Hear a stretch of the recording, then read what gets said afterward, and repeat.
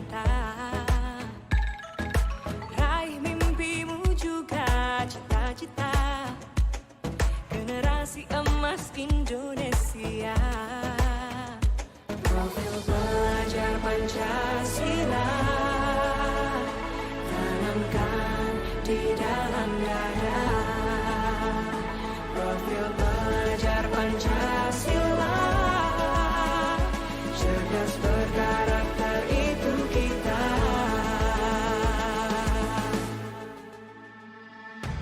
Beriman dan bertakwa pada Tuhan Yang Maha Esa. Berakhlak mulia berkebinekaan global kita. Gotong royong berjiwa mandiri, berpikir kreatif dan bernalar kritis. Perbedaan bukan suatu halangan untuk kita saling bergandeng tangan. Bhinneka Tunggal Ika semboyan negeri kita yang harus kita jaga bersama. Profil pelajar Pancasila tanamkan di dalam dada. Profil pelajar Pancasila cerdas berkarakter itu kita.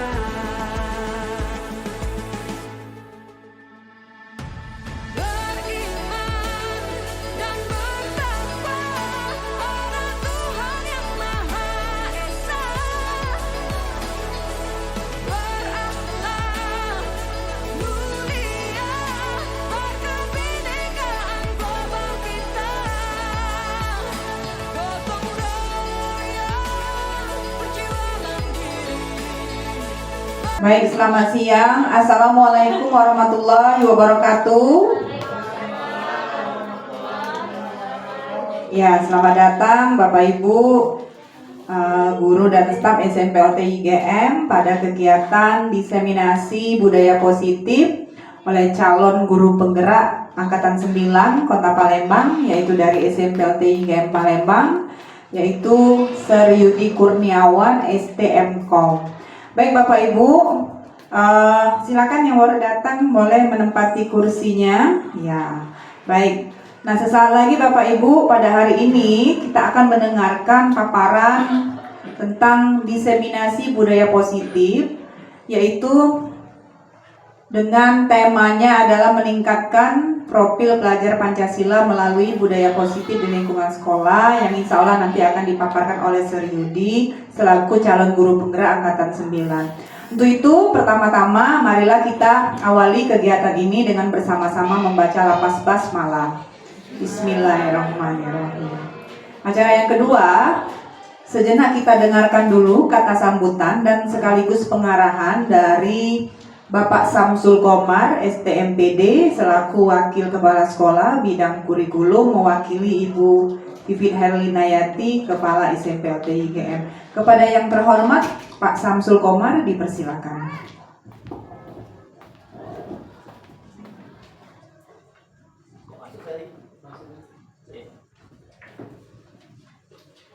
Bismillahirrahmanirrahim.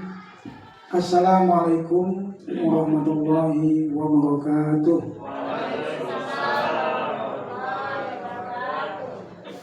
Alhamdulillahirabbil alamin. Wassalatu wassalamu ala asyrafil mursalin wa ala alihi washabihi ajmain. Amma ba'du. Yang saya hormati para wakil kepala sekolah, yang saya hormati Bapak Ibu guru serta para tenaga kependidikan dan tenaga kependidikan lainnya. Pertama-tama marilah kita bersama-sama mengucapkan puji syukur kepada Allah Subhanahu wa taala atas limpahan rahmat dan tujuannya kita masih diberikan nikmat kesempatan dan kesehatan sehingga pada siang ini kita bisa berkumpul di ruangan ini dalam rangka kegiatan diseminasi budaya positif dari CGP Angkatan 9. Salawat dan salam semoga terlimpah kepada junjungan kita Nabi Agung Nabi Muhammad SAW, para keluarganya, sahabatnya, dan pengikutnya hingga zaman. Bapak Ibu hadirin yang saya hormati, alhamdulillah pada angkatan ke-9 CGP ini di sekolah kita ada 3 orang guru ya. Nah, pada kesempatan kali ini salah satu guru kita yaitu Bapak Yudi Kurniawan, STMkom, selaku CGP Angkatan 9, ingin memaparkan ya dari modulnya, yaitu modul 1.4 ya, dengan topik di sini adalah peningkatan profil pelajar Pancasila melalui budaya positif di lingkungan sekolah. Nah, sebetulnya dari kegiatan CGP ini banyak sekali yang membuat kita lebih maju, terutama di sekolah kita, dengan adanya perubahan-perubahan seperti terkait dengan pembentukan karakter. Nah, di sini memang tepat sekali. Jadi CGP ini banyak sekali membuat adanya perubahan, ya, baik terhadap peserta didik kita juga, maupun juga dari kepada teman-teman sejawat. Nah, pada kesempatan ini, pada tema ini, Bapak Ibu Guru, bisa kita lihat atau kita saksikan secara bersama apa-apa yang akan disampaikan oleh CGP Angkatan 9 ini, Bapak Yudi Kurniawan STMkom ini, sehingga bisa kita petik ilmunya dan juga bisa kita terapkan ke anak didik kita, sehingga kita bisa terarah ya apa yang akan kita hadapi. Karena kita juga tidak hanya di sekolah ini memberikan secara pengetahuan saja, tapi juga perlu memahami bagaimana membentuk karakter siswa sesuai dengan profil pada Pancasila. Nah, sekali lagi kami ucapkan kepada Bapak Yudi Kurniawan STMkom ya atas kesempatannya. Di sini kami akan mendengarkan ya dan menyimak apa yang akan disampaikan dari Bapak Yudi terkait dengan diseminasi ini. Mungkin saja bisa kami sampaikan. Terima kasih perhatiannya. Wassalamualaikum warahmatullahi wabarakatuh.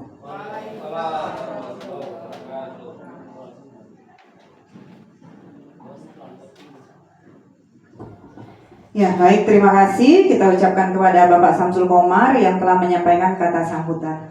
Baik Bapak Ibu, langsung saja sebentar lagi kita akan menyimak paparan materi tentang budaya positif yang akan disampaikan oleh Sir Yudi Kurniawan STMkom selaku calon guru penggerak Angkatan 9 Kota Palembang. Kepada Sir Yudi Kurniawan dipersilakan.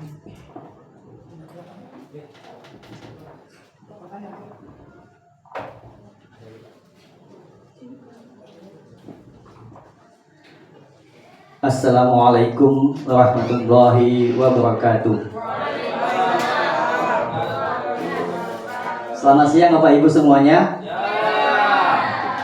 Yang terhormat Ibu Kepala Sekolah, dan hari ini diwakili oleh Bapak Samsul Komar selaku Wakakurikulum, Ibu Wakil Kepala Sekolah bidang sarana prasarana, dan Ibu Wakil Kepala Sekolah bidang humas, serta Bapak Ibu semuanya, Bapak Ibu guru hebat semuanya. Marilah kita senantiasa mengucapkan puji syukur kita pada Allah Subhanahu wa Ta'ala, karena pada hari ini kita masih diberikan oleh Allah nikmat kesehatan, nikmat kesempatan, dan juga nikmat umur, sehingga kita bisa hadir di ruangan ini mendengarkan paparan singkat Bapak Ibu ya, yang kami sampaikan nantinya. Mudah-mudahan ini menjadikan sesuatu yang bermanfaat bagi kita. Salawat dan salam senantiasa tercurah pada junjungan kita Nabi Muhammad SAW beserta keluarga, sahabat, dan para pengikutnya hingga akhir zaman. Bapak Ibu, adapun topik ataupun diseminasi budaya positif yang akan saya sampaikan hari ini dengan tema meningkatkan profil pelajar Pancasila melalui budaya positif di lingkungan sekolah. Adapun ini identitas, yaitu CKP saya sendiri Yudi Kurniawan. Kemudian ada fasilitator saya adalah Bapak Yaya Zakaria, SPD MPD, dan pengajar partai saya Bapak Muslimin STHI MPDI. Kalau kita bicara mengenai budaya positif Bapak Ibu ya. Tahun-tahun politik ini, dengan politik semua. Tentu budaya positif itu sudah menjadi kebiasaan ya yang ada di sekolah kita. Sebelum kita bicara mengenai budaya positif, kalau kita unut secara bahasa, Bapak Ibu bisa memunculkan nggak pengertian dari budaya itu apa? Kebiasaan Ibu ya. Kebiasaan apa lagi ya Pak Ibu? Adat istiadat. Kebiasaan. Jadi tingkah laku perbuatan yang berulang, yang menjadi sebuah melekat di dalam pribadi ataupun kelompok. Nah, kita kan pasti di sekolah kita memiliki namanya budaya positif Bapak Ibu ya. Dan itu antara sekolah satu dengan lain beda-beda. Sehingga nantinya budaya positif mana yang kita munculkan sebagai sebuah identitas sekolah kita. Nah, sebelum kita ke materi, saya ada sedikit pertanyaan pemantik dari pertemuan hari ini. Setuju apa tidak Bapak Ibu? Ada dua pertanyaannya, setuju atau tidak? Pertanyaan pertama, pemberian hukuman dapat mendisiplinkan siswa. Setuju? Tidak? Agak. Agak ragu, nanti ada materinya Bapak Ibu ya. Saya hanya mengasihkan soalnya saja, nanti bisa Bapak Ibu simpulkan sendiri. Yang kedua, pemberian hadiah atau reward bisa memotivasi siswa. Setuju. Yang ketiga, guru bisa mengontrol peserta didik.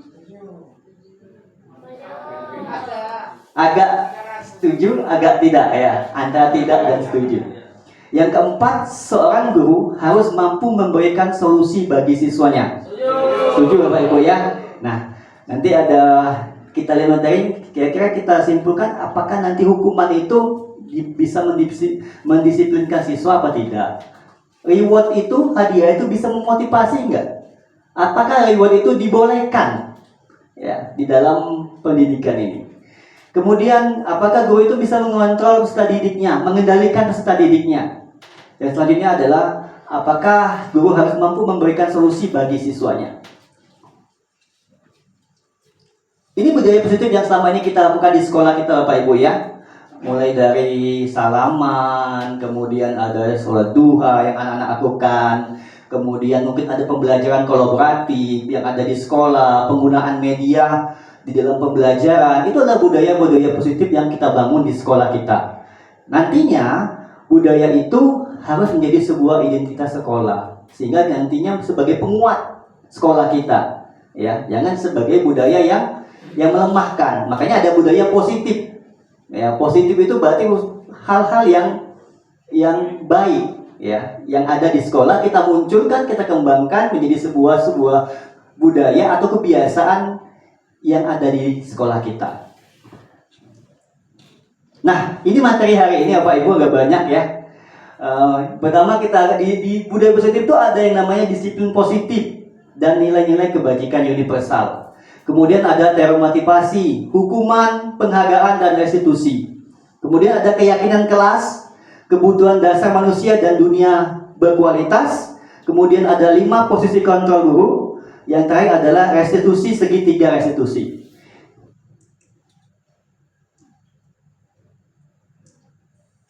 Oke Bapak Ibu, sebelum kita ke topiknya, saya ada sedikit game yang viral di TikTok dan di YouTube atau di Facebook. Ada clue-nya Bapak Ibu. Pernah dengar itu? Mungkin sudah tahu juga ya. Clue-nya adalah bumi itu bulat. Jika 9 adalah 1, jika 8 adalah 2, kalau 10 berapa Bapak Ibu? 1. Gimana satunya, Miss? 0. Oh, 16. Dia paham semua ya? Tahu ya? Kalau 888 6 dari mana 6-nya? Oke, 8 itu ada 2 clue-nya Pak Ibu ya. Itu yang yang sedikit. Kayaknya sudah enggak ini basi sebenarnya. Enggak tahu ya. Oke Bapak Ibu, sekarang semuanya berdiri. Ketika saya mengucapkan angkat tangan ke atas, mohon ke atas, semua dua-duanya. Ke atas ya, ke atas. Ke atas. Ke depan. Ke samping. Samping. Saya. Ini baik samping ya. Ke bawah. Ke depan. Ke samping. Ke atas. Ke bawah. Ke samping.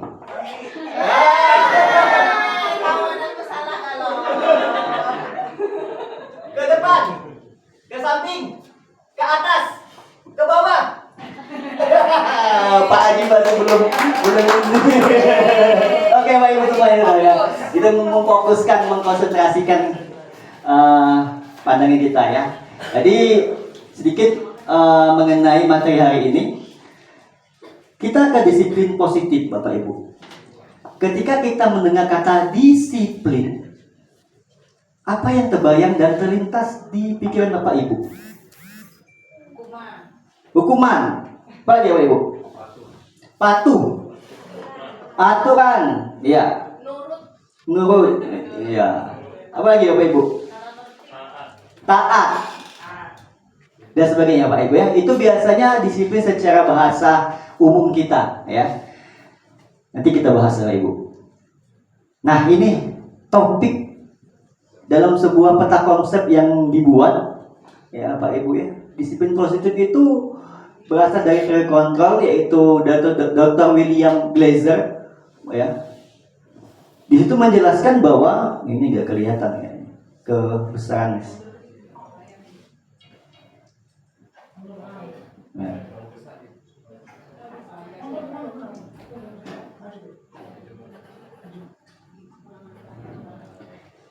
Oke, di dalam teori kontrol dari Dr. William Glazer bahwa ada beberapa kesimpulan yang diambilnya. Bahwa yang pertama adalah Anda tidak bisa mengontrol orang lain, hanya Anda yang bisa mengontrol diri Anda sendiri. Tadi terkait siswa. Ya. Jadi dia menyebutkan di dalamnya bahwa kita tidak bisa mengontrol orang lain. Ya, ini terkait masalah makna disiplin nantinya.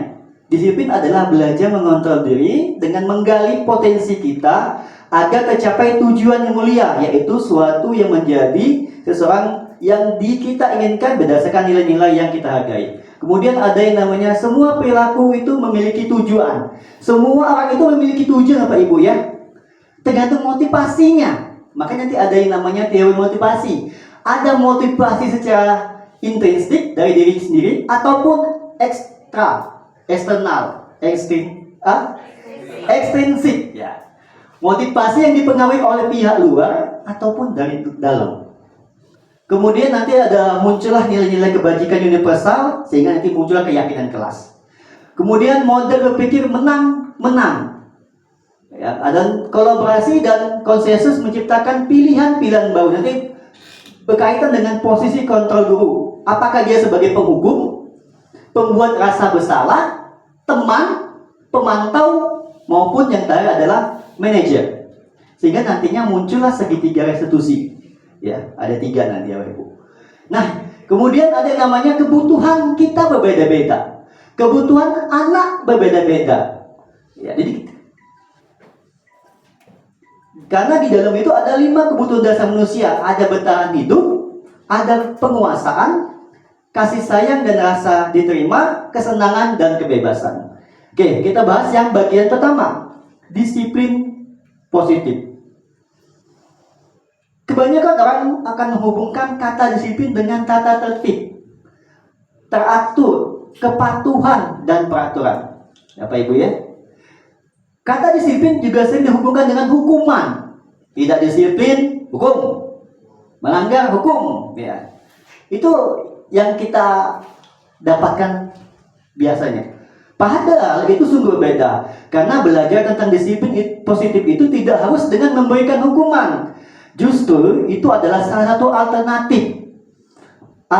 Terakhir, kalau kita perlu kita gunakan atau tidak sama sekali. Jadi hukuman itu alternatif terakhir, Bapak Ibu.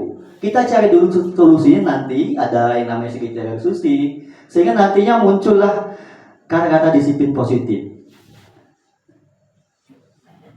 Dalam budaya kita, makna kata disiplin itu dimaknai sesuatu yang dilakukan seseorang pada orang lain untuk mendapatkan kepatuhan.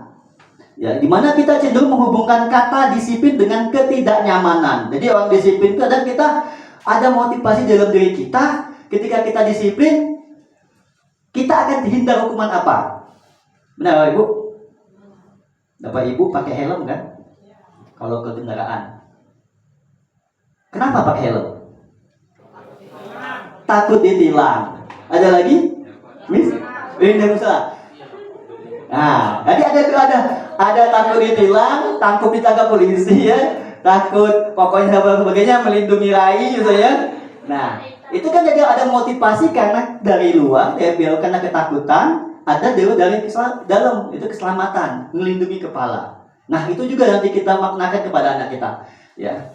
Bagaimana kita menanamkan sebuah disiplin positif, ya, ataupun tindak budaya positif yang anak-anak itu memang mengerjakan dari dalam hati, memang kesadaran dia, bukan karena ketakutan. Takut nanti mengerjakan tugas, nanti kalau tidak dikerjakan suruh menyalin 10 lembar misalnya, ataupun yang lain-lainnya. Ki Hajar menyatakan bahwa untuk mencapai kemerdekaan atau dalam konteks pendidikan kita saat ini, untuk menciptakan murid yang merdeka, syarat utamanya adalah harus ada disiplin yang kuat. Disiplin yang dimaksud adalah disiplin diri yang memiliki motivasi internal. Jadi di dalam diri kita, disiplin itu harus munculkan di dalam diri. Ya. Jika kita tidak memiliki motivasi internal, maka kita memerlukan pihak lain untuk mendisiplinkan kita, atau motivasi internal, eksternal, karena berasal dari luar, bukan dari dalam diri kita. Jadi tanamkan dulu dalam diri kita. Kalau tidak bisa, ya anak kita tidak bisa, ya terpaksa kita harus motivasi motivasinya eksternal, Bapak Ibu, ya. Ini pengertian disiplin positif adalah pendekatan disiplin yang mengajarkan tanggung jawab kepada anak dan mengembangkan kesadaran diri berdasarkan nilai-nilai kebajikan. Ini berdasarkan nilai-nilai kebajikan. Dia disiplin itu kenapa? Anak melakukan kesalahan itu kenapa? Ya. Nilai-nilai kebajikan ini tentunya nilai-nilai yang telah disepakati ketika kita dalam mengajar misalnya. Ya, jangan tidak muncul-muncul, tiba-tiba muncul, anak-anak tidak sepakat, nggak bisa juga, ya. Disiplin positif lebih fokus pada disiplin internal yang memungkinkan siswa mengontrol tindakan mereka sendiri. Dengan disiplin diri, siswa dapat memahami dan menyadari tindakan mereka berdasarkan motivasi internal, bukan karena pujian atau hukuman. Jadi motivasi internal itu tumbuh dalam dirinya, dari anaknya, bukan karena pujian. Jadi penghargaan tadi, oh pintar nih anak ini, dapat ya, reward, ya. Jadi kan munculkan motivasi yang lain dia, atau hukuman karena ketakutan akan hukuman itu. Nah, ini nilai-nilai kebajikan. Sekarang kita ke nilai-nilai kebajikan. Setelah ada yang namanya disiplin positif, memunculkan nilai-nilai kebajikan. Nilai kebajikan itu harus ditanamkan ke dalam anak kita. Ya. Sifat positif manusia yang merupakan tujuan mulia yang ingin dicapai setiap individu. Ibaratnya kalau Islam itu kita perbaiki diri kita sendiri, mulai dari diri sendiri. Ya, sikap kita, kemudian tingkah laku kita, dan sebagainya. Menurut Dr. William Glazer bahwa menyatakan bahwa setiap perbuatan memiliki suatu tujuan. Jadi semua tindak tanduknya itu, manusia melakukan itu pasti memiliki tujuan. Kemudian Diane Gosson mengemukakan bahwa mengaitkan nilai-nilai kebajikan yang diyakini seorang, maka memotivasi intrinsiknya akan terbangun sehingga menggerakkan motivasi dari dalam untuk dapat mencapai tujuan mulia yang diinginkan. Nah, kalau kita lihat nilai-nilai kebajikan, maka kita kaitkan dengan salah satu konsep profil pelajar Pancasila. Di antaranya apa, Bapak Ibu? Beriman, bertakwa, berakhlak mulia, kemudian mandiri, berkebinekaan global, gotong royong, kreatif, kritis, ya itu ya. Ini salah satu nilai-nilai kebajikan yang ada ya di keluar dalam profil Pancasila ini. Kemudian ada yang namanya dari lembaga AIBO Primary Years Program, itu mengeluarkan nilai-nilai kebajikan: toleransi, rasa hormat, integritas, mandiri, menghargai, antusias, empati, keingintahuan, kreatif, dan kerja sama, percaya diri, dan komitmen. Kemudian ada dari the seven essential virtuals, ya. Maaf agak sedikit. 7 essential virtuals. Virtus ya, virtual. Ada nama empati, suara hati, kontrol diri, rasa hormat, kebaikan, toleransi, dan keadilan. Itu nilai-nilai kebajikan yang bisa dimunculkan ke warga sekolah. Sekarang yang mana? Sesuai dengan budaya sekolah kita, ya. Disesuaikan. Nanti kalau kita kan condongnya kepada ini, profil pelajar Pancasila, memunculkan ke 6 aspek itu, ya. Nah, ini 3 motivasi perilaku manusia. Jadi berdasarkan teori motivasi, ada yang pertama dia untuk menghindari ketidaknyamanan atau hukuman. Itu motivasi awalnya, pertama menghindari hukuman. Yang kedua, untuk mendapatkan imbalan atau penghargaan dari orang lain. Yang motivasi. Yang ketiga, untuk menjadi orang yang mereka inginkan dan menghargai diri sendiri dengan nilai-nilai yang mereka percayai. Jadi 2 ini motivasinya eksternal. Ya, eksternal dari luar. Sedangkan ini dari motivasi intrinsik, berarti ya. Intrinsik dari dalam diri kita. Nah, yang inilah yang harus dimunculkan di budaya positifnya nantinya. Nah, ini ada sebuah pertanyaan reflektif, Bapak Ibu. Irfan kurang menguasai pelajaran matematika, sehingga pada saat pembelajaran tersebut berlangsung, dia lebih banyak berdiam diri atau menggambar di buku pelajarannya. Pada saat guru matematiknya Pak Seno, kan Pak Samsul, Seno menanyakan pertanyaan, Irfan menjadi gugup dan tak sengaja menjatuhkan tasnya dari kursi, serta tiba-tiba menjadi gagap pada saat berupaya menjawab. Kemudian seluruh kelas pun tertawa melihat perilaku Irfan yang bicara tergagap. Jadi ketika dia menjatuhkan, dia menjawab tergagap ya karena alasan yang lain. Kemudian ketemu temannya ini menertawainya. Irfan yang tergagap dan malu luar biasa. Ya. Pak Seno pada saat itu membiarkan teman-temannya menertawakan Irfan tersebut yang tergagap dan malu luar biasa. Malahan meminta Irfan untuk maju ke depan dan berdiri di depan kelas sambil menunjukkan hidungnya karena tidak bisa menjawab pertanyaan Pak Seno.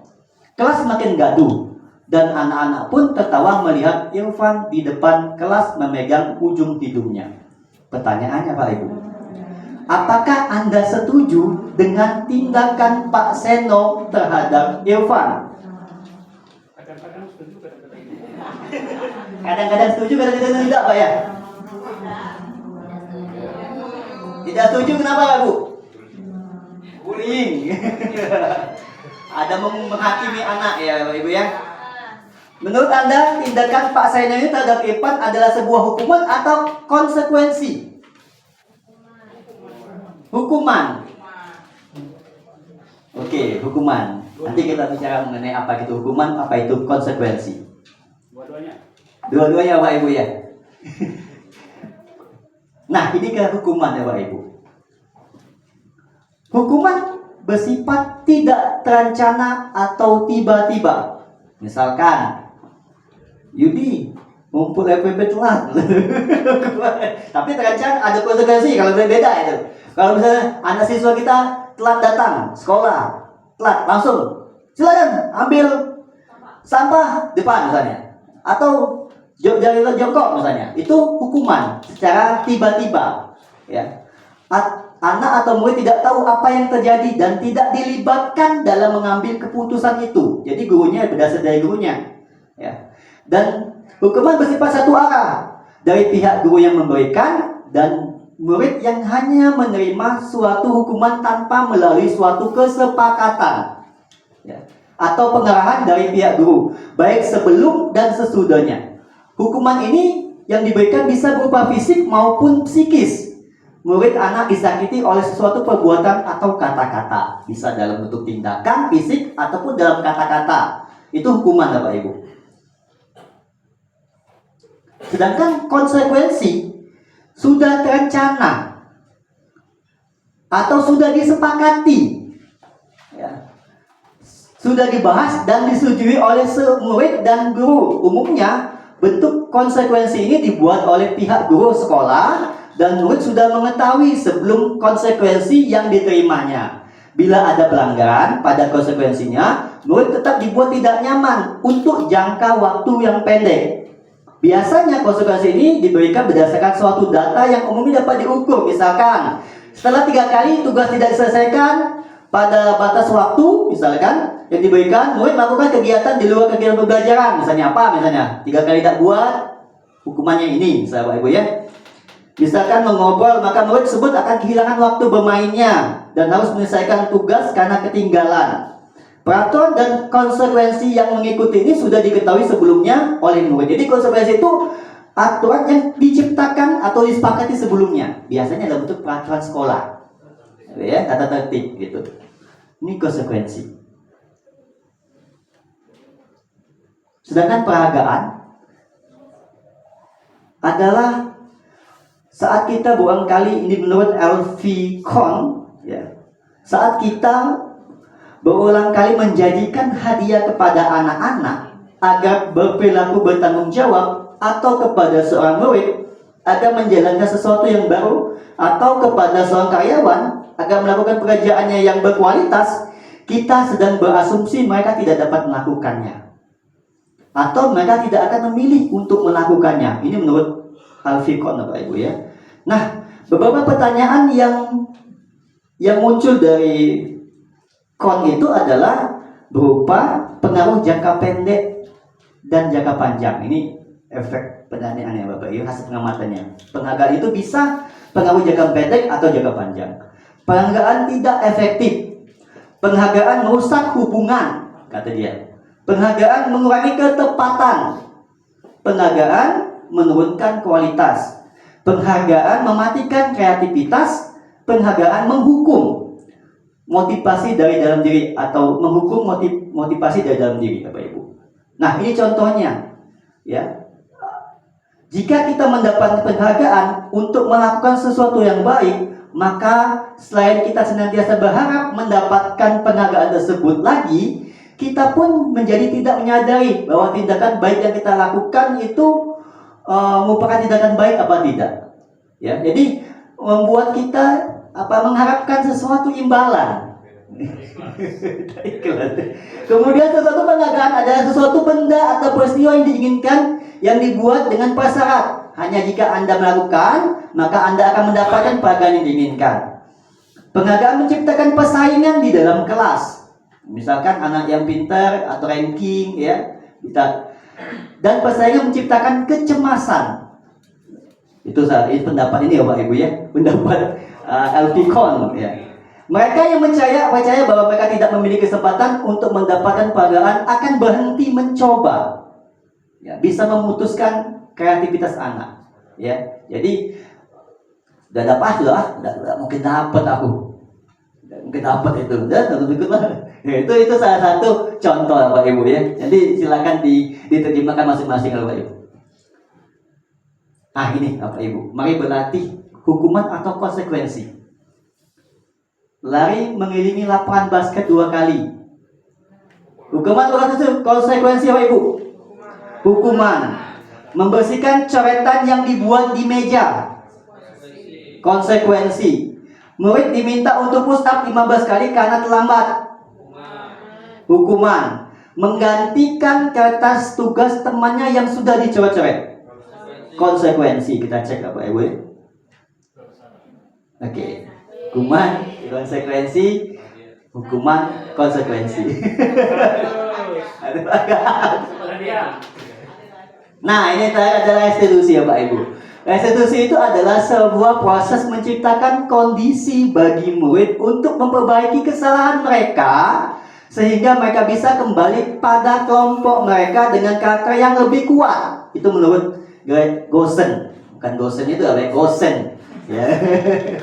Bahwa restitusi juga merupakan proses kolaboratif yang mengajarkan murid untuk mencari solusi untuk masalah mereka dan membantu murid berpikir tentang orang seperti apa yang mereka inginkan dan bagaimana mereka harus memperlakukan orang lain. Jadi itu restitusi adalah menciptakan kondisi murid memperbaiki kesalahan mereka. Jadi ketika kita melakukan tindakan pada siswa, ada yang namanya proses restitusi. Nanti ada segitiga restitusi ya Pak Ibu ya. Bagaimana memvalidasi sebagainya, tahapan-tahapannya yang bisa kita lakukan sesuai dengan arah restitusi. Dari ketiga yang tadi hukuman, konsekuensi, yang lebih bagus adalah yang terakhir restitusi. Ya, jadi kita menciptakan kondisi bagaimana murid itu memperbaiki kesalahan mereka, menanamkan, menumbuhkan rasa percaya dalam diri kita kesalahan apa yang dibuatnya, kemudian mencari solusinya mereka sendiri terhadap kesalahan itu. Nanti ada kasus juga Bapak Ibu yang akan kita pecahkan. Nah ini banyak Bapak Ibu posisi kontrolnya. Identitas gagal itu penghukum, pembuat rasa bersalah, nanti ada teman, pemantau, dan manajer. Sekarang kita ke sini Bapak Ibu. Apakah sama peraturan kelas dengan keyakinan kelas? Beda. Kalau peraturan kelas apa Bapak Ibu?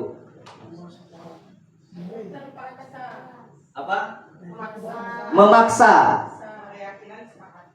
Kalau keyakinan disepakati. Oke, disepakati. Kalau peraturan itu biasanya muncul dari satu pihak, sekolah, misalnya peraturan sekolah. Ini. Kemudian kalau keyakinan kelas itu biasanya sebuah kolaborasi dari anak-anak ya Bapak Ibu, dari guru dan anak-anak menciptakan sebuah aturan sendiri ya yang disepakati oleh mereka. Nah, ini keyakinan kelas adalah nilai-nilai kebajikan atau prinsip universal lepas dari perbedaan agama, suku, negara, dan bahasa. Itu menurut Gosen. Suatu keyakinan akan lebih memotivasi seorang dari dalam intrinsik, seorang akan lebih bersemangat untuk menjalankan keyakinan daripada hanya sekedar mengikuti peraturan. Jadi keyakinan itu muncul dari nilai-nilai kebajikan yang dia ada dalam diri, budaya positifnya, misalkan disiplin. Ya, kita buat keyakinan kelasnya apa? Disiplin misalnya, disiplin apa? Itu mereka sendiri yang membuatnya, sehingga memunculkan keyakinan ataupun motivasi intrinsik di dalam dirinya, ya, Bapak Ibu.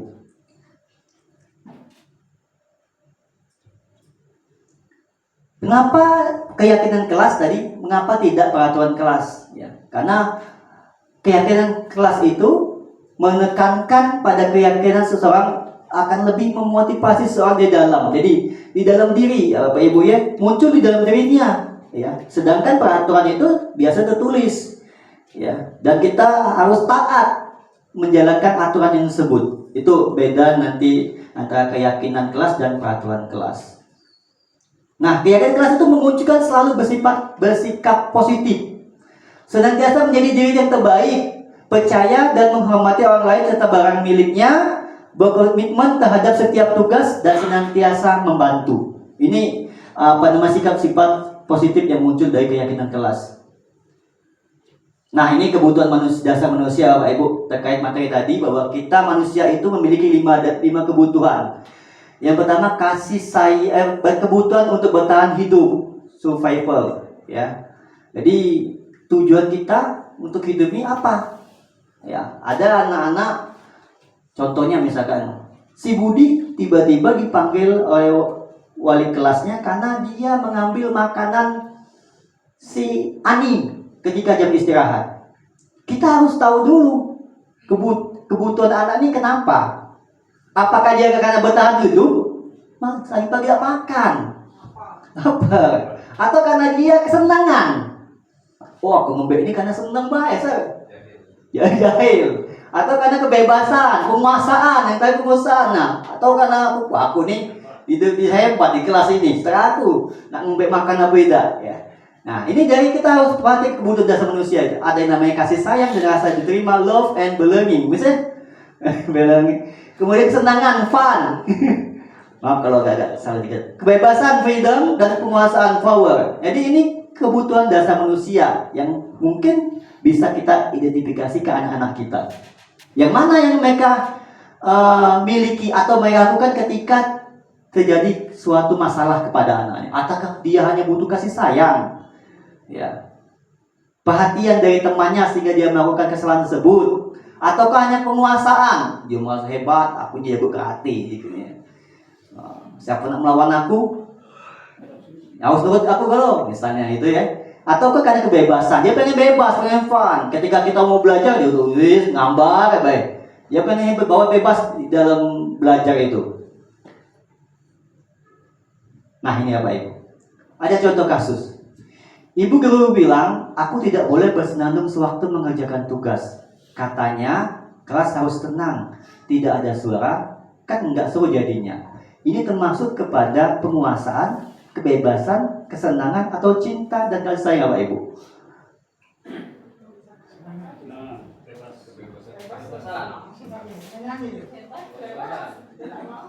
Penguasaan, apa kebebasan, apa kesenangan?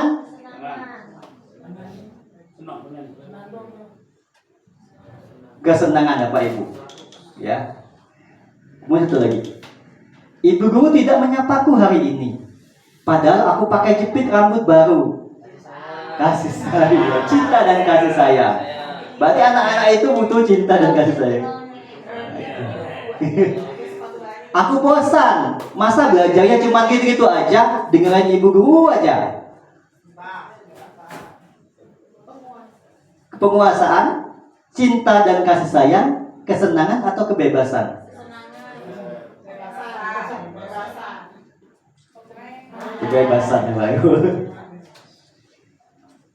Nah ini sekarang posisi kontrol ya Bapak Ibu ya. Dari tadi teori kontrol yang ditekan oleh Gosen tadi ya Bapak Ibu ya, bahwa ada 5 tipe teori guru itu ya. Di guru itu ada 5 bagian, ada 5 kategori. Apakah dia sebagai penghukum, pembuat rasa bersalah, teman, pemantau, atau manajer? Nah, nanti bisa dilihat Bapak Ibu. Mungkin bawa video aja Bapak Ibu ya, karena kemarin sudah kan. Kita lihat ya penghukum dulu.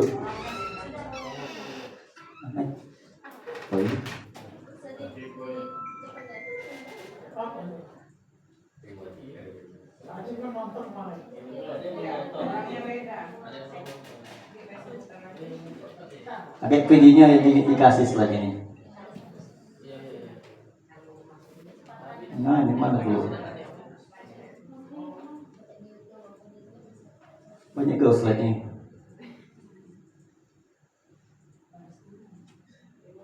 Setengah nih, 28.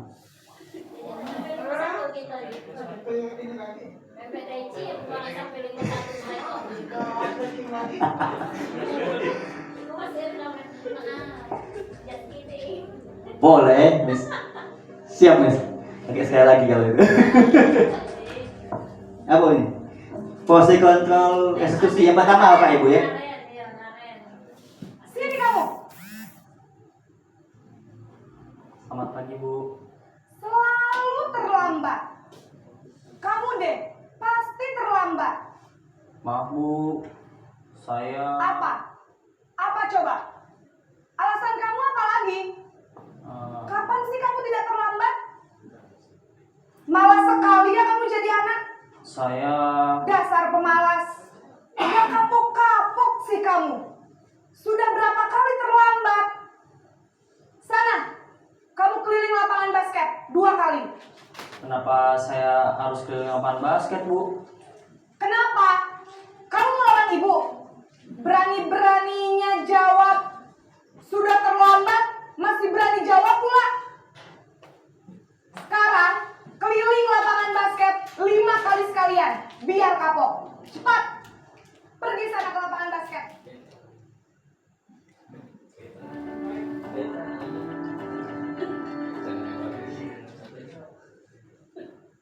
Oke ya Pak Ibu, ini posisinya guru sebagai penghukum.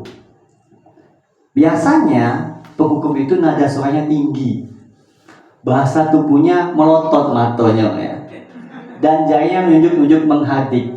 Itu ininya apa namanya, gambaran saja. Mungkin tidak marah tapi nakinya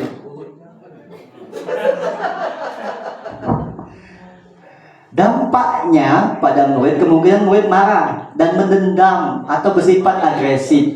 Bisa jadi sesudah kembali duduk murid tersebut akan mencoret-coret buku, kemudian sebagainya. Ya, ini tindakan-tindakan yang dilakukan dampak dari penghukum, Bapak Ibu ya. Bus kendaraan itu paling ini itu. Bapak gurunya, bapak mobil apa Bapak Ibu.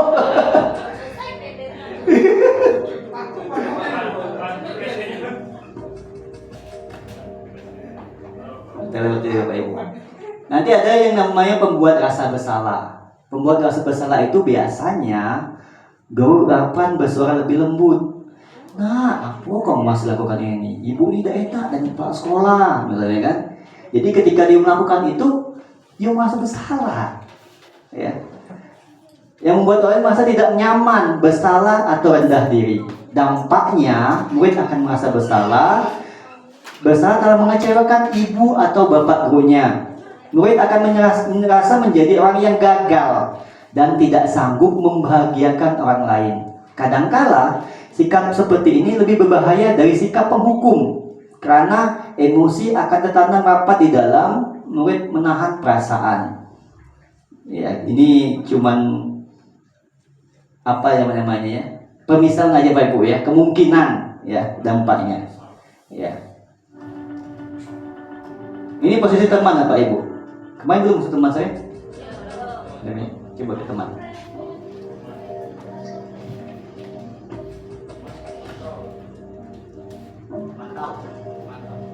Naren!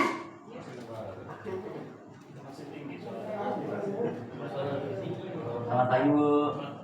Wah, sudah jam berapa ini, Nak? Terlambat lagi ya, sayang. Iya, Bu. Habis ibu saya lupa bangunkan saya, Bu. Kamu malah menyalahkan ibu kamu. Kamu bukannya anak yang larinya paling kencang. Kok terlambat sih? Iya, Bu. Saya memang terlambat bangun tadi. Jadi, biarpun saya lari kencang, tetap gak kekejar, Bu. Ya sudah sana. Nanti lain kali larinya lebih kencang lagi ya. Biar gak terlambat lagi. Bikin seneng ibu. Demi ibu. Bisa kan? Bisa lah, Bu. Ya sudah sana masuk kelas. Ibu beresin urusan absen kamu. Kamu ini ada-ada saja. Ya, itu.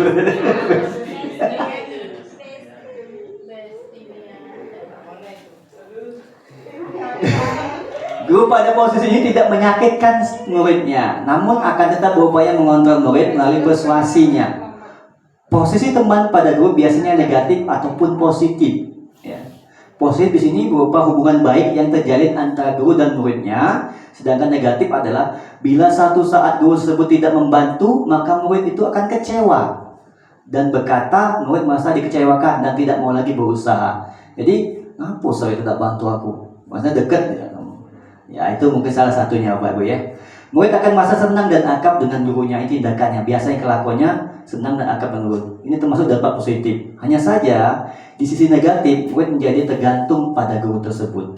Bila ada masalah, dia merasa bisa mengandalkan guru tersebut untuk membantunya. Jadi itu posisi teman Bapak Ibu.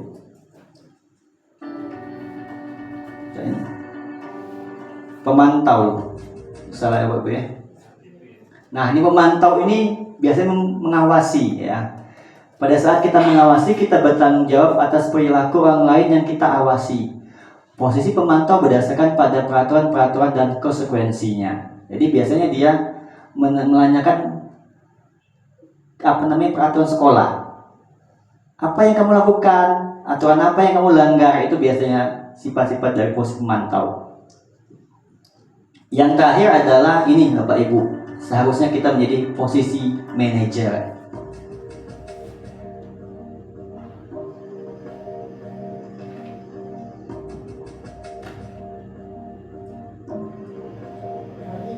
Naren,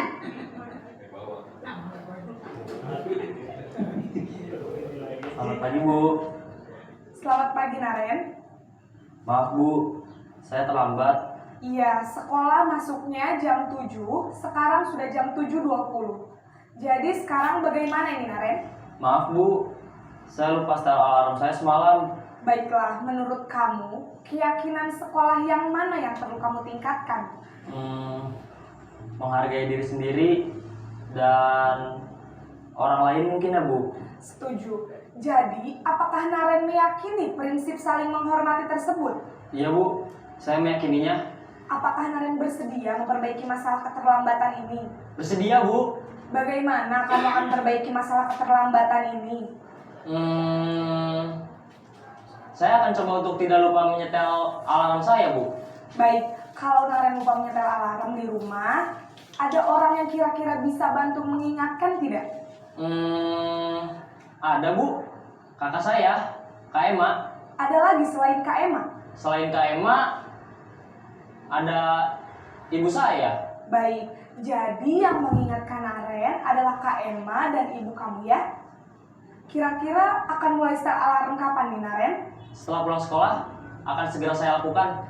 Baik, jadi Naren akan setel alarm untuk bangun besok pagi dan akan diingatkan oleh kakak dan ibunda Naren ya. Ada lagi yang mungkin perlu dilakukan Naren agar tidak terlambat bangun lagi? Tidak ada Bu. Baik Naren, terima kasih untuk kerjasama kamu. Sekarang kamu perlu kembali ke kelas untuk belajar. Baik Bu, terima kasih. Oke Bapak Ibu, ini posisi terakhir adalah manajer. Adalah posisi di mana guru berbuat sesuatu bersama dengan muridnya, mempersilahkan murid mempertanggungjawabkan perilakunya, mendukung murid agar dapat menemukan solusi atas permasalahannya sendiri. Jadi kita sebagai guru itu hanya menanyakan, membuat dia yakin, menyadarkan kesalahan dia, kemudian mencari solusinya dia sendiri. Itu sudah saya terapkan Bapak Ibu. Kebetulan ada siswa yang terlambat kemarin. Ya, nanti kita bicara ya Bapak Ibu. Terakhir. Nah ini segitiga restitusi yang terakhir adalah sesuatu proses dialog yang dijalankan oleh guru atau orang tua agar dapat menghasilkan murid yang mandiri dan bertanggung jawab. Jadi tujuan dari segitiga restitusi ini adalah menghasilkan sesuatu murid yang tujuannya adalah mandiri dan tanggung jawab nantinya hasilnya. Tahapannya ada segitiga restitusi, ada menstabilkan identitas Bapak Ibu ya. Contohnya apa? Setiap orang pasti pernah melakukan kesalahan sebagainya ya. Kemudian validasi terhadap tindakan yang salah, kemudian menanyakan keyakinan Bapak Ibu ya. Tuh. Nah, yang pertama menstabilkan identitas. Jadi, sebenarnya ini restitusi ini bisa tidak harus 1 2 3 Bapak Ibu. Mana yang kira-kira sesuai dengan kondisi anak bisa kita lakukan ya Bapak Ibu ya. Untuk mengubah identitas anak dari orang yang gagal karena melakukan kesalahan menjadi orang yang sukses. Ini beberapa pertanyaan yang terkait menstabilkan identitas Bapak Ibu. Mungkin kita semua pernah melakukannya, tetapi kita tidak tahu bahwa itu adalah segitiga restitusi. Itu adalah restitusi ya Bapak Ibu ya. Yang pertama, tidak ada manusia yang sempurna. Pernah kan kita bilang gitu, tidak ada manusia sempurna, pasti kita melakukan kesalahan ya. Berbuat salah itu tidak apa-apa, tapi misalnya kan, kemudian kita bisa menyelesaikannya. Saya juga pernah melakukan kesalahan seperti Bapak juga dulu pernah sama kayak kamu, pernah telat sekolah, pernah terlambat misalnya kan. Jadi kita menstabilkan dulu identitas anak itu, memberikan keyakinan dulu, membangun bahwa kesalahan itu bisa menjadi sukses nantinya. Yang kedua adalah validasi tindakan yang salah, memvalidasi.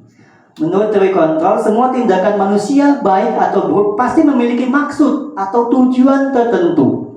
Memahami alasan itu melakukan kesalahan. Alasan apa kesalahan itu? Kenapa anak itu melakukan kesalahan? Kita gali dulu. Ya, ini bawa pertanyaan. Ya, padahal kamu bisa melakukan yang lebih buruk dari yang ini, misalkan ya. Atau kamu pasti punya alasan mengapa melakukan ini. Ya, kita gali ya Pak Ibu ya. Kita menanyakan dulu. Ketika anak melakukan kesalahan, kita tanyakan dulu penyebab kesalahan itu apa. Kemudian kamu patut bangga pada dirimu sendiri karena kamu telah melindungi sesuatu yang penting buatmu. Kamu boleh membatalkan sikap itu, tapi kamu harus menambahkan sikap yang baru. Itu beberapa pertanyaan validasi tindakan yang salah. Mungkin macam-macam Bapak Ibu ya. Ini cuma sebagai contoh saja. Mungkin Bapak Ibu bisa mengungkapkan yang lain lah ya. Yang ketiga adalah menanyakan keyakinan. Adalah hal yang penting, menanyakan ke anak tentang kehidupan kedepannya yang dia inginkan, solusi dari masalah dia tuh gimana, ya? Apa nih contohnya, ya? Apa nilai-nilai umum yang kita sepakati? Apa bayangan kita tentang kelas yang ideal, misalnya? Kamu mau jadi orang seperti apa, nak? Misalnya. Itu ataupun solusinya bagaimana terhadap tindakan ini? Itu tindakan sehingga nantinya mampu menyelesaikan masalah dengan motivasi internal dan bertanggung jawab terhadap pilihannya. Ya, ketika dia membuat solusinya, dia harus mempertanggungjawabkan solusi yang dia telah buat. Itu tujuan dari segitiga restitusi. Nah, ini Bapak Ibu, ini kemarin kebetulan salah satu siswa saya, Suci, hampir setiap minggu telat, Bapak Ibu. Seminggu sekali telat. Kemudian kebetulan kami itu ada tugas segitiga restitusi juga, tapi dia bukan objeknya, teman lain, dua lain beda. Dan saya praktekkan. Alhamdulillah setelah 2 minggu ini, ya, 2 minggu ini, dia emang saya izin, saya mau masukkan video, boleh saya tidak hapus saya. Tapi tidak masukkan di video ini tugas enggak. Saya pilih yang lain, anak lain sebagai sampelnya. Kalau ini emang kejadiannya, ya, saya datang terlambat. Ya, saya dulu tadi pertanyaan pertama mungkin bisa kita bagian pertama apa Bapak Ibu yang sebaiknya kita lakukan? Yang pertama menampilkan identitas. Ada nggak Bapak Ibu? Pertanyaan yang bisa kita ajukan ke siswa yang telat ini yang pertama sekali. Mungkin kita, iya. Terlambat. Tidak ada manusia. Mungkin kita dulu pernah kita lambat. Saya juga pernah dulu telat. Sama. Cuman, ya. Cuman apa kan? Cumannya itu kan. Ada nanya. Kemudian palingasi tindakan salahnya. Kenapa? Kita nanya kenapa kamu telat? Oh, rupanya dia nih. Saya ini naik ojek jam 7.30. Kamu masuk 7.45. Ya, kamu di rumah sini berapa? 15 menit. Wajar telat. Belum nak mesen gojeknya, belum nak ininya, belum gojeknya telat kayak tadi. Jadi apa solusinya kamu, kata saya kan? Baru tingkat terakhir. Berarti dia sendiri mencarinya Pak Ibu. Berarti saya harus mesen sebelumnya itu 7.15 atau 7.27. Ya silakan, itu solusinya. Ada lagi nggak kata saya? Ketika kamu 7.30 kamu telat, gimana kamu menghadapinya? Minta antar kakak. Nah, minta antar kakak berarti. Ada solusi yang kedua, alternatif yang kedua, biar kamu tidak telat. Jadi, alhamdulillah Bapak Ibu 2 minggu ini saya lihat tidak telat. Gak tahu kalau besok-besoknya ya. Mudah-mudahan yang saya panggil itu tidak telat Bapak Ibu ya. Ini kejadian yang 2 minggu ini yang saya hadapi, yang langsung saya eksekusi dengan segitiga restitusi. Mungkin kejadian-kejadian lain Bapak Ibu ya, Miss Ocha ataupun Miss Mita pernah melakukan juga ya, menanyakan itu. Ini yang kejadian yang kesalahan yang sederhana aja Bapak ya, telat biasa. Nah ini Bapak penutup ya. Dalam penerapan program disiplin positif, hendaknya guru memiliki standar kepribadian, profesional dan sosial yang baik, di mana guru mampu merefleksikan dirinya dalam posisi kontrol yang saat ini. Bagaimana perjalanan dirinya sebagai among atau manajer yang menentukan murid-muridnya menjadi insan mandiri, merdeka, dan bertanggung jawab. Ini standar nasional pendidikan. Baik Bapak Ibu semuanya, demikian paparan singkat mengenai disiplin positif. Saya tidak menggurui, saya hanya berbagi Bapak Ibu ya. Mudah-mudahan kita semua saling mengingatkan sebagai rekan guru. Mudah-mudahan kita bisa menjadi posisi kontrol yang terakhir, yaitu manajer, dan menciptakan budaya positif untuk kemajuan sekolah kita. Demikian, saya akhiri saja. Assalamualaikum warahmatullahi wabarakatuh.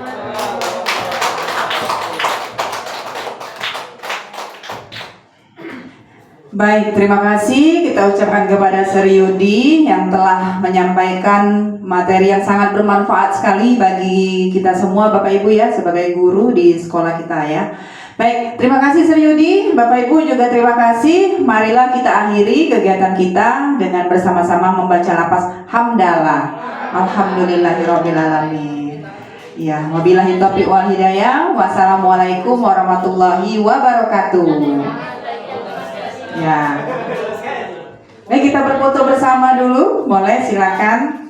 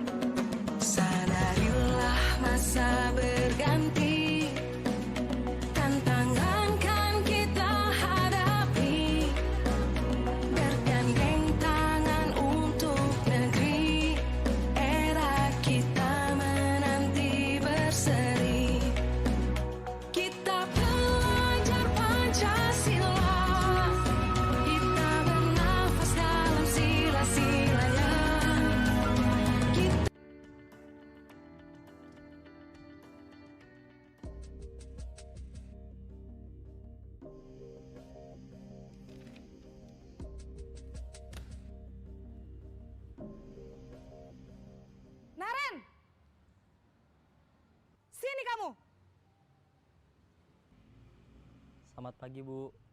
Selalu terlambat. Kamu deh, pasti terlambat. Maaf, Bu. Saya... Apa? Apa coba? Alasan kamu apa lagi? eh, Kapan sih kamu tidak terlambat? Malas sekali ya kamu jadi anak. saya... Dasar pemalas. Gak kapok-kapok sih kamu. Sudah berapa kali terlambat? Sana, kamu keliling lapangan basket 2 kali. Kenapa saya harus keliling lapangan basket, Bu? Kenapa? Kamu mau lawan ibu? Berani-beraninya jawab. Sudah terlambat, masih berani jawab pula. Sekarang, keliling lapangan basket 5 kali sekalian. Biar kapok. Cepat. Pergi sana ke lapangan basket.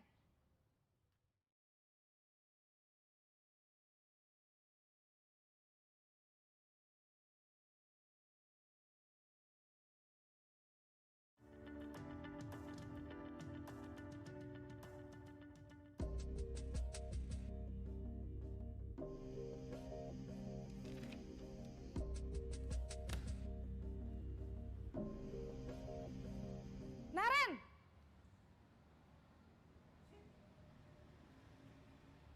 Selamat pagi, Bu. Naren. Kamu kenapa terlambat lagi, nak? Ya Tuhan, Naren. Kamu senang ya bikin ibu susah ya? Kalau kamu terlambat lagi, nanti ibu yang ditegur bapak kepala sekolah, nak. Disangka ibu tidak bisa membina kamu. Duh, gimana ini? Maaf, Bu. Duh Gusti Naren. Kamu suka ya kalau ibu ditegur bapak kepala sekolah? Terus, sekarang ibu harus tulis apa ini di buku absen? Ini kamu sudah sering terlambat loh. Ibu harus apa coba? Maaf, Bu. Maaf sekali. Ya sudah, lain kali jangan bikin ibu susah lagi ya nak ya. Ibu tidak akan kuat lagi kalau kamu begini terus. Bisa jantungan kalau ibu ditegur bapak kepala sekolah. Sana cepat ke kelas. Maaf ya, Bu. Maaf sekali.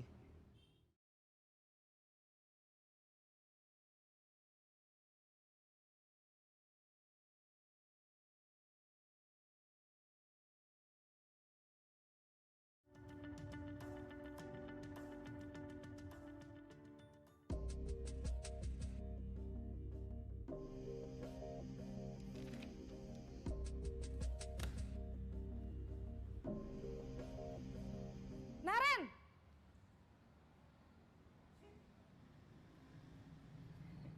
Selamat pagi, Bu.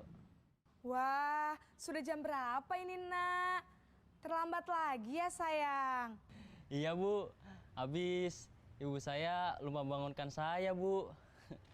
Kamu malah menyalahkan ibu kamu. Kamu bukannya anak yang larinya paling kenceng. Kok terlambat sih? Iya, Bu. Saya memang terlambat bangun tadi.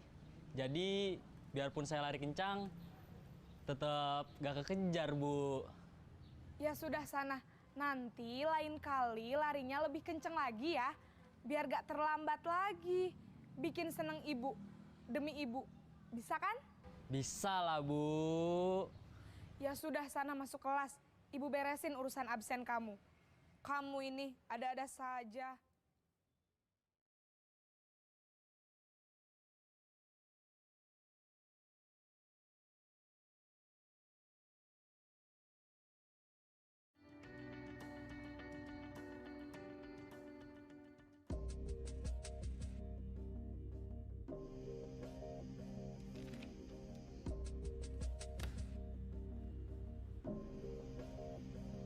Naren!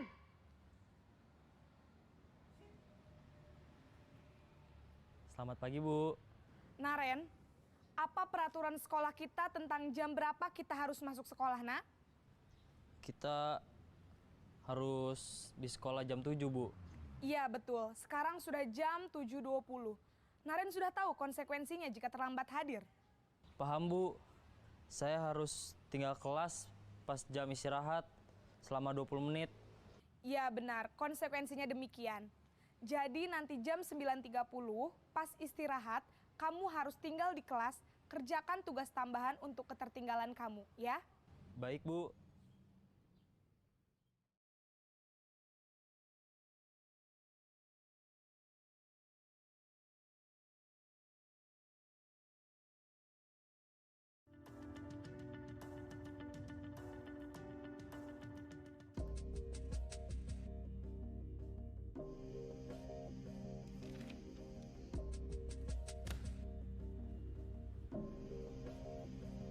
Naren!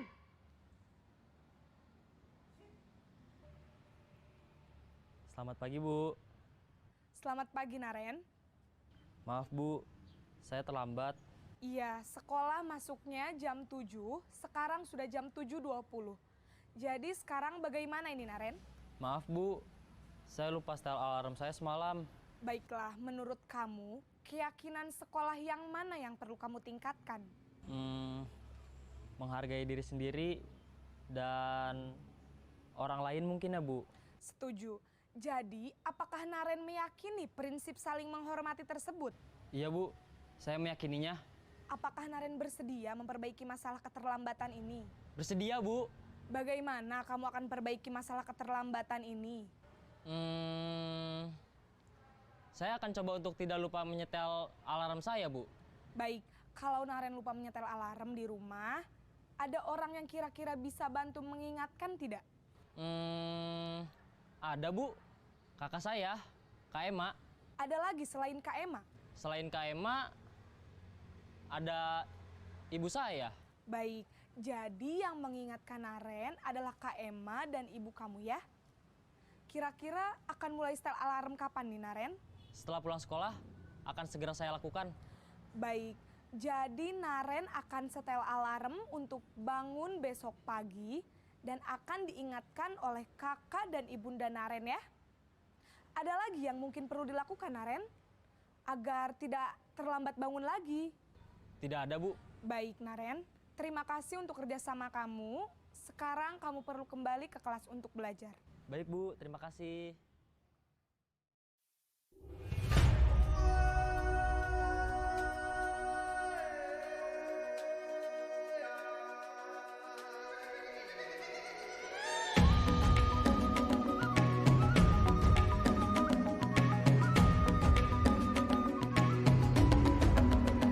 Bangun dan bukalah matamu, saatnya meraih mimpimu. Arahkan pandangan ke depan, Tuhan kan menuntunmu. Sadarilah masa berganti, tantangan kan kita hadapi. Bergandeng tangan untuk negeri, era kita menanti berseri. Kita belajar Pancasila, kita bernafas dalam sila-silanya. Kita belajar Pancasila, ayo kita jaga untuk Indonesia. Bersatu dalam perbedaan, berpegang tangan dan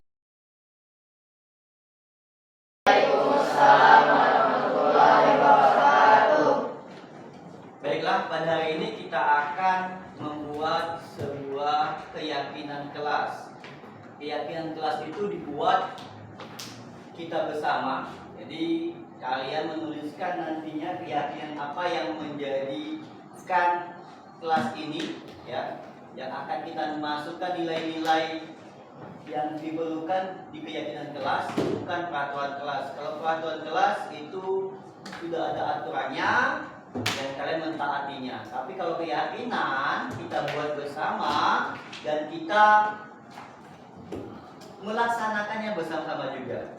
Jadi dari keyakinan itu tumbuhlah dari dalam diri kita bahwa kita siap melaksanakan keyakinan kelas, ya. Oke, silakan buka Google Drive ya yang sudah saya bagikan. Di situ ada keyakinan kelas. selama 1 tahun ini, silakan dituliskan keyakinan kelas yang kalian inginkan. Ya, silakan ditulis sesuai dengan nomornya. Ya.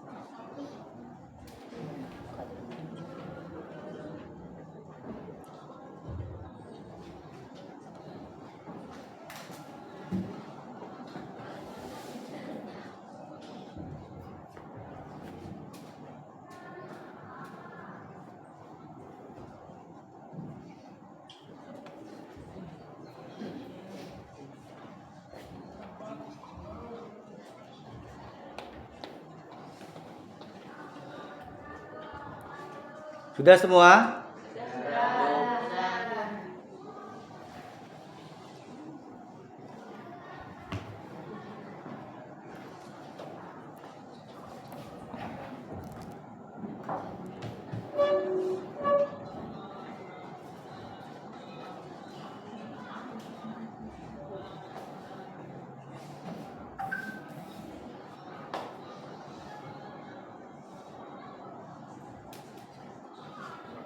Baiklah, saya akan membacakan keyakinan kelas yang telah kita buat, ya. Yang pertama adalah nilai menghormati, ya. Tadi saya membuatnya ini Aulia atau Raisa? Dua-duanya. Oke. Semua siswa diharapkan untuk menghormati satu sama lain, guru dan semua apa? Konteks kelas.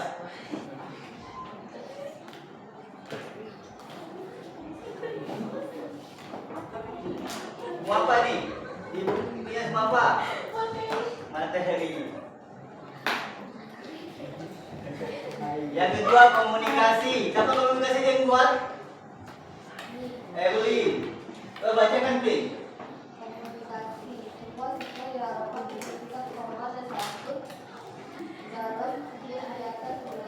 Oke, semua siswa diharapkan untuk bersikap sopan dan santun dalam setiap kegiatan pembelajaran. Yang ketiga, kehadiran. Siapa yang buat?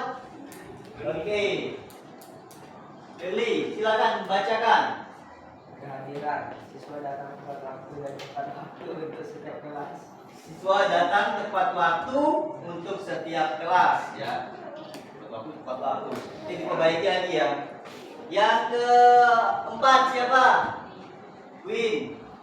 Siapa yang menulisnya? Hebat.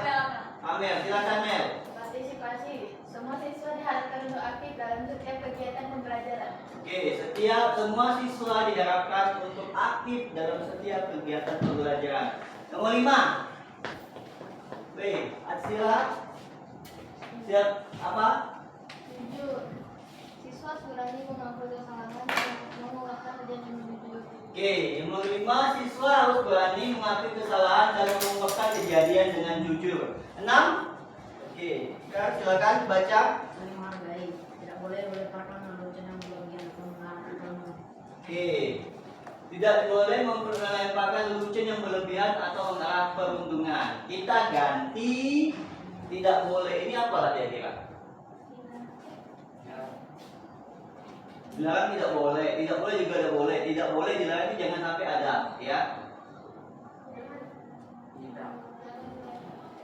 Nah, ada yang bisa memperbaikinya?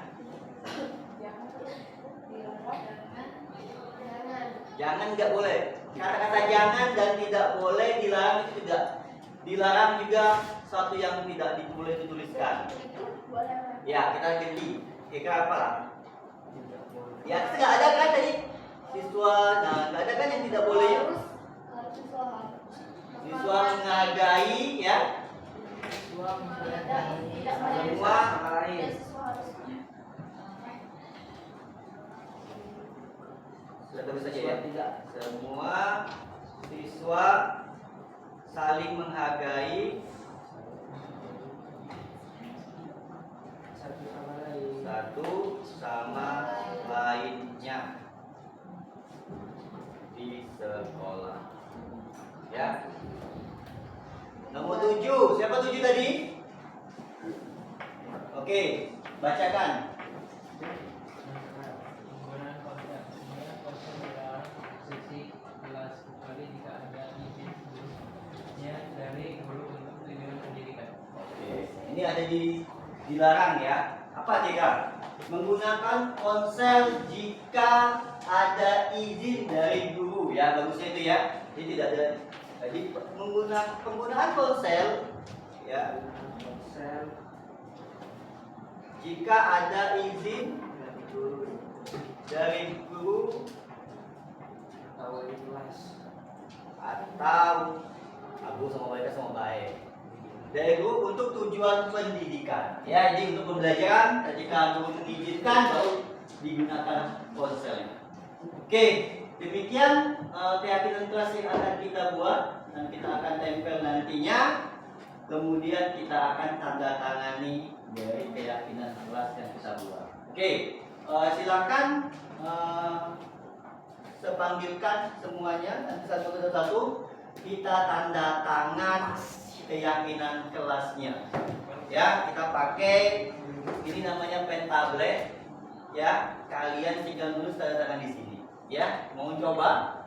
Mau? Ya, di sini ada nanti saya masukkan nama kalian, sudah masukkan. Ya. Saya masukkan namanya. Nanti sesuai dengan nama yang ditanda tangan.